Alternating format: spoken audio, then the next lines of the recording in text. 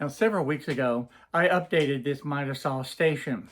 I put in a new top, I re-leveled it, I put in a miter saw that I've had for quite some time.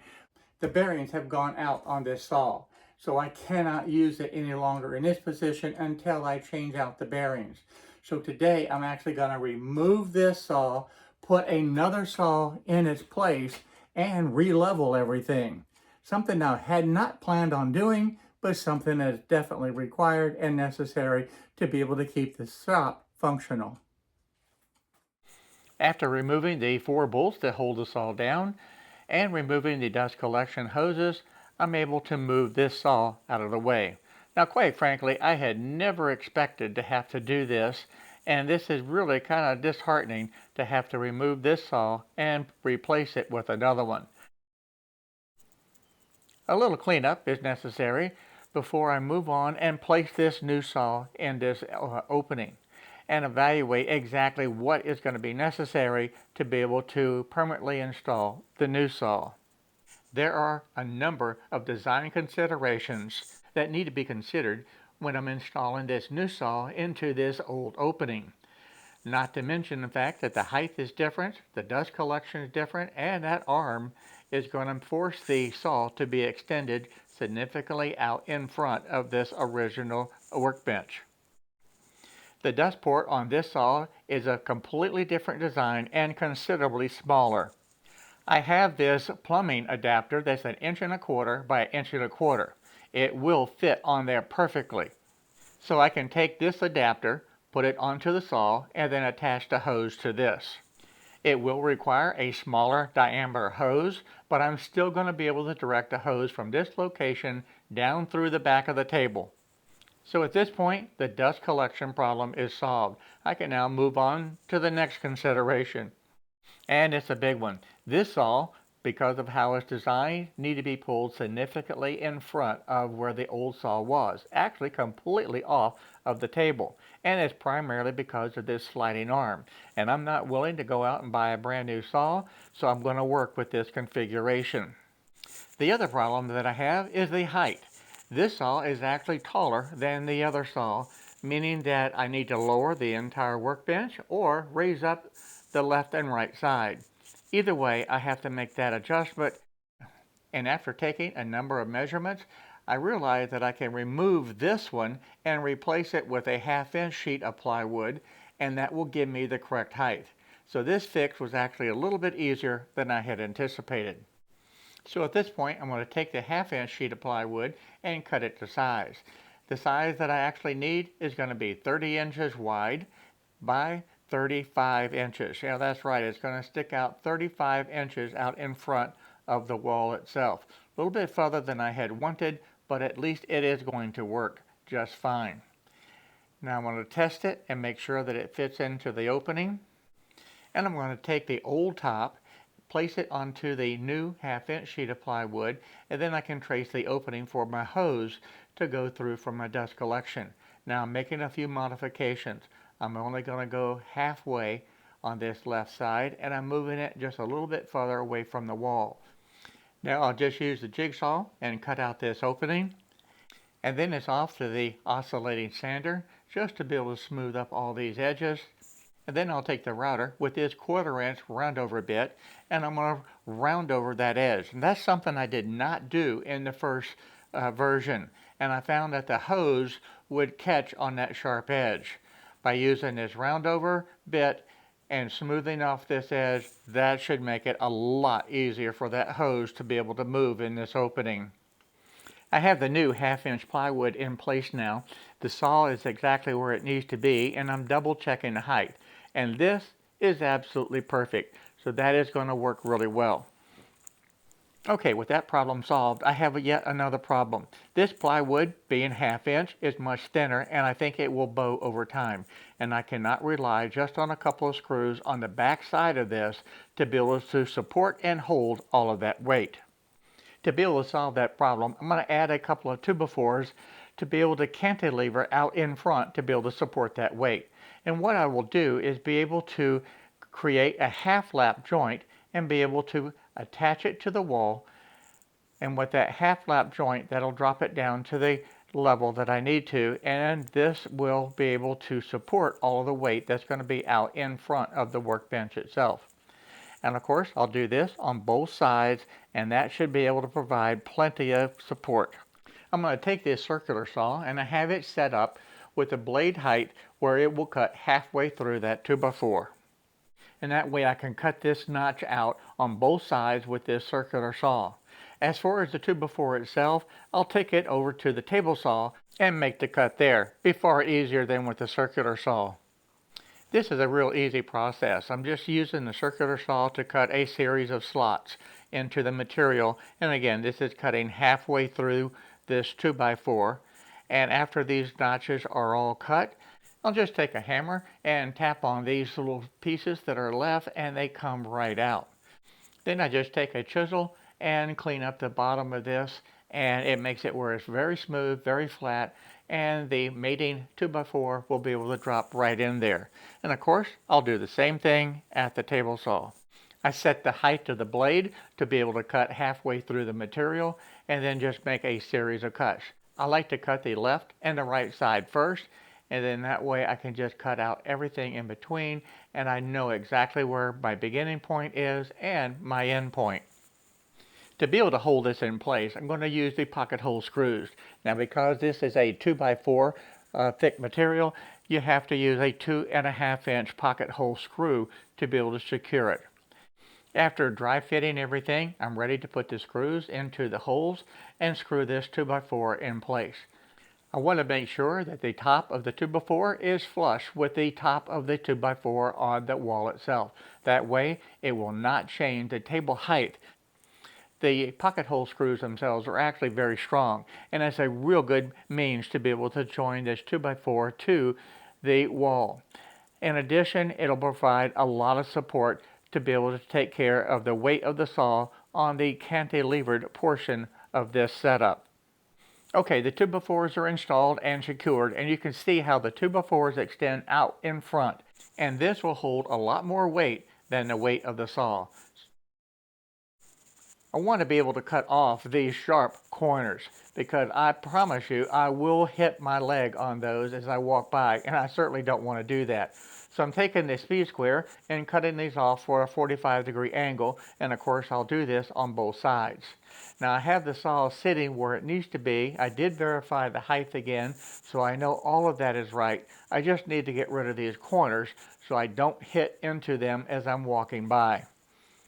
Now I can actually add the top and secure it in place. Everything's been done. I have the strength that I need to be able to support that saw. I'll just take some screws and secure it to the back, and I'll do the same thing on the front side.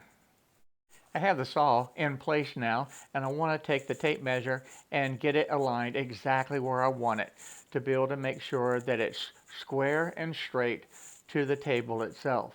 Once I have those locations, I'll take the pencil and mark exactly where those holes need to be drilled.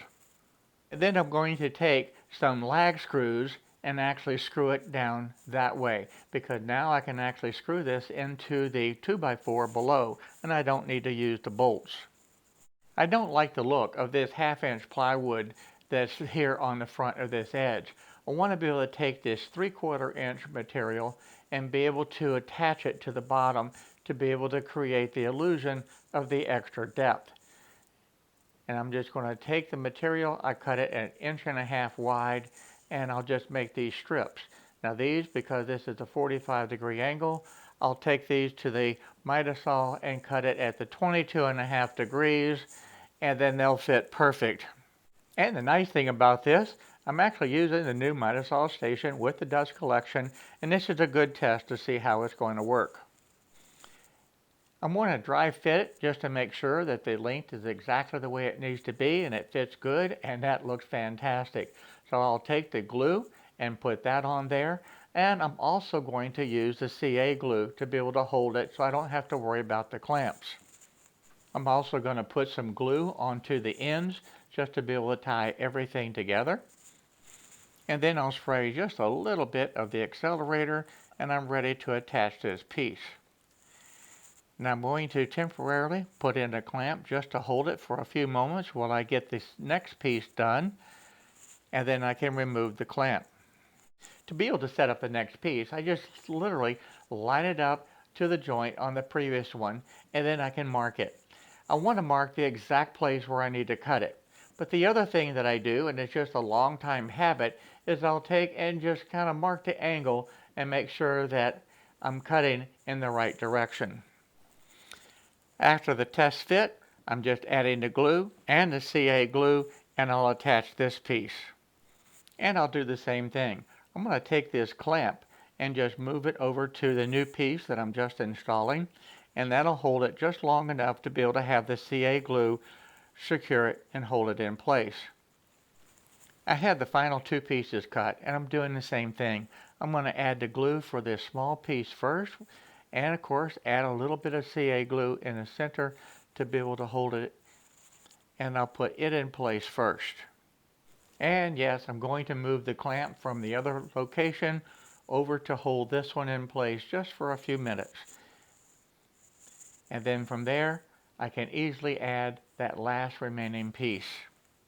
And I think this looks a whole lot better than just that thin half-inch piece of plywood that was exposed.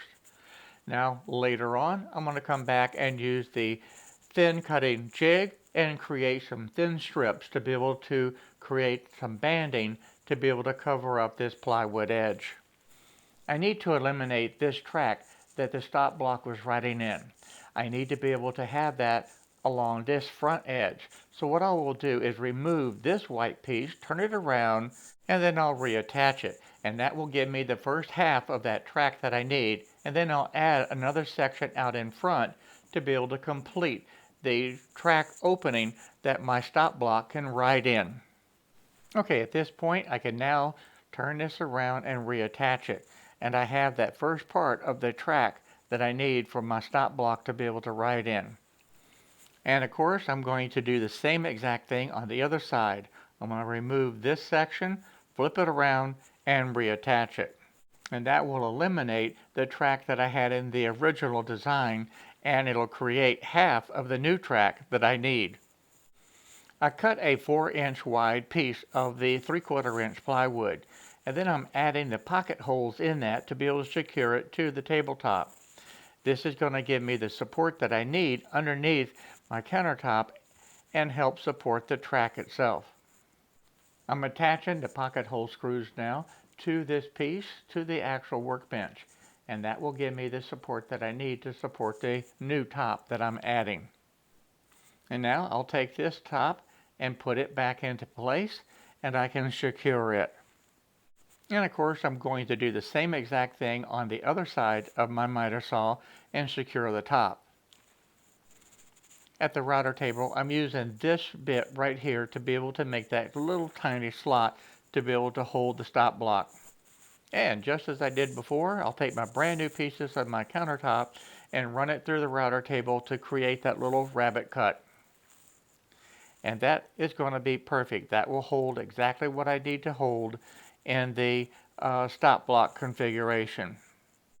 To be able to install this new extension, I'm going to take a couple of the 1/4 inch bolts and be able to put them in to be able to create the spacing that I need. And then I'll be able to attach my new extension to my workbench.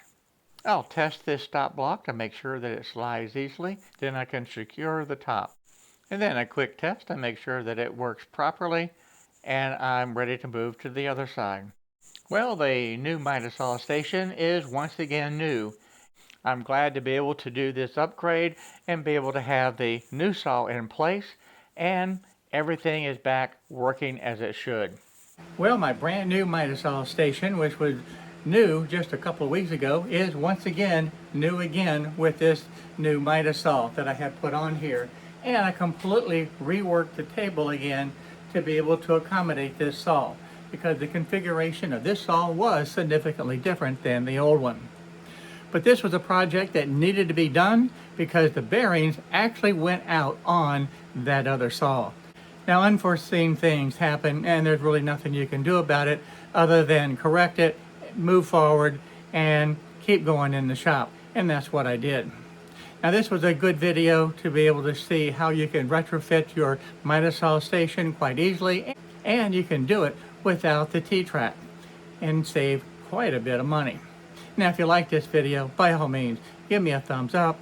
Don't forget to subscribe right down there below and leave me a comment. Let me know what you think about this miter saw station and how is your miter saw station set up. And by the way, take a look at these videos right up here. I think you'll find them interesting on some other tips and tricks that I use in the shop on a daily basis. So for now, I'm going to say bye-bye to everyone, and I'll see you real soon in the next video.